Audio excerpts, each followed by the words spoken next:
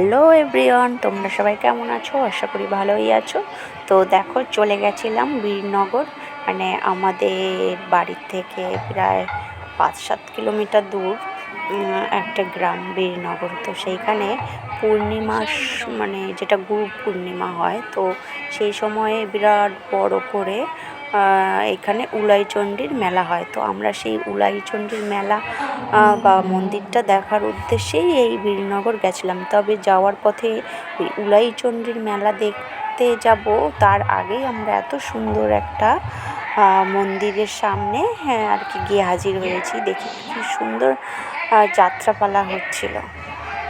তো যাত্রাতে জগাই মাধাইয়ের খুব সুন্দর পালা আর কি ওরা করছিল, খুব সুন্দর। মানে কি বলবো, এত লোক বসে দেখছিল। তো আমরা একটুখানি ঘুরে দেখলাম যে এটা একটা মায়ের মন্দির, সেটা 300-400 বছর পুরনো। মায়ের মন্দিরটা অনেক পুরনো মন্দির। তো এইটা ছিল মহিষমর্দিনী মায়ের মানে মন্দির। তো যাই হোক, এখানে একটুখানি ঘুরে দেখলাম যে সবাই কত সুন্দর যাত্রাপালা মানে দেখছে, আমরাও একটুখানি দেখলাম। তো এখানে দেখো মায়ের রূপ কত সুন্দর, কি সুন্দর। মায়ের পুজো টুজো হয়ে গেছে। তো আমরা এখানে কিছুক্ষণ দেখে আবার মানে উলাইচণ্ডীর মেলাটা শুনলাম যে একদিনের জন্যই হয়েছে। তো আমরা যেহেতু পরের দিন গেছিলাম, তো তখন আর মানে উলাইচণ্ডীর মেলার ওইখানে মেলা টেলা সব চলে গেছে, কিন্তু এইখানের পুজোটা হচ্ছিল। এখানে এই যে সবাই দেখছে দাঁড়িয়ে, দেখো মানে যাত্রাপালা হচ্ছিল। এটাই এইখানকারের মন্দিরের পরম্পরা, মানে সব সময় আর কি যখনই পুজো হয় এই যাত্রাপালাটা এই নাট মন্দিরে হয়। তো যাই হোক, আমরা এই মন্দিরটা ঘুরে দেখে এবার আমরা ওই উলাইচণ্ডীর মেলার ওইখানটায় যাব।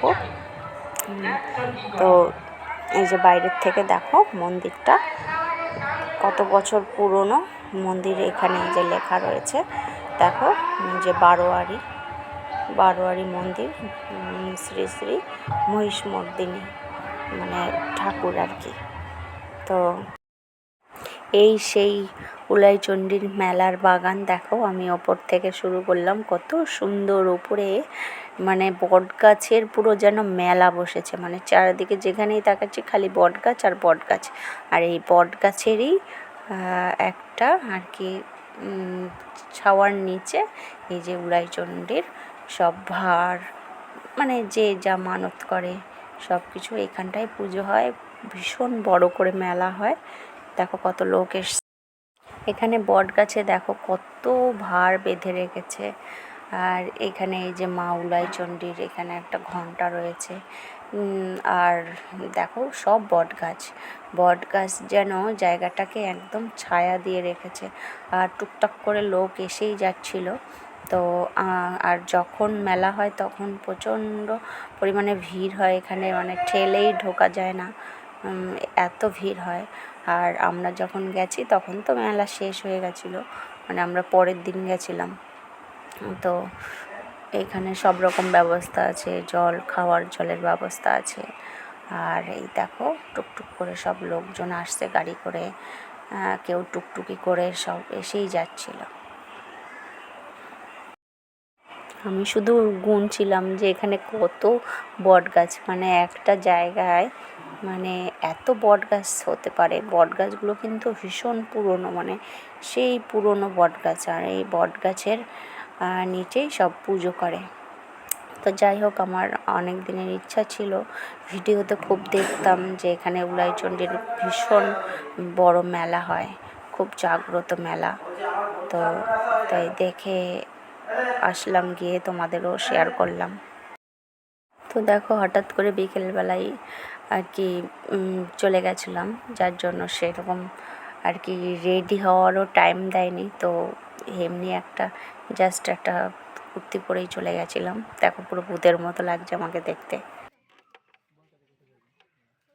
এইটুকু টাইমের মধ্যেই দেখো দেখতে দেখতে যেন কতটা ভিড় হয়ে গেল, কত লোকজন চলে আসলো। তার মানে অফ সিজনেও লোক আসে। সবাই উপরে উঠে ঘন্টা বাজাচ্ছিল, কেউ ভার বাজছিল।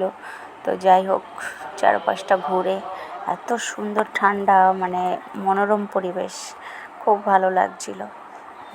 তবে আরেকটা জায়গা তোমাদেরকে নিয়ে ঘুরে দেখাবো,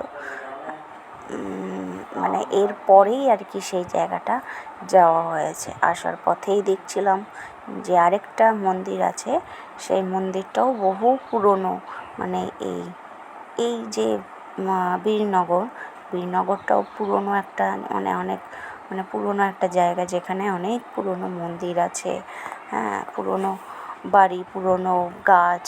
তো আসা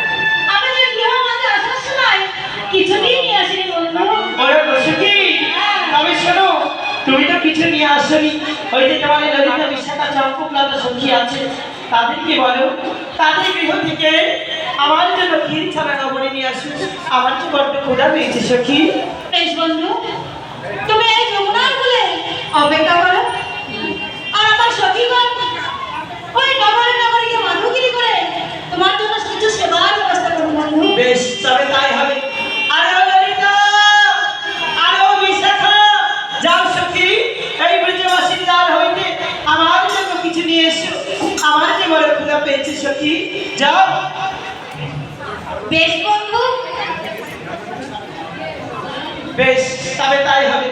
ও সখী, তুমি কোনো চিন্তা করো না।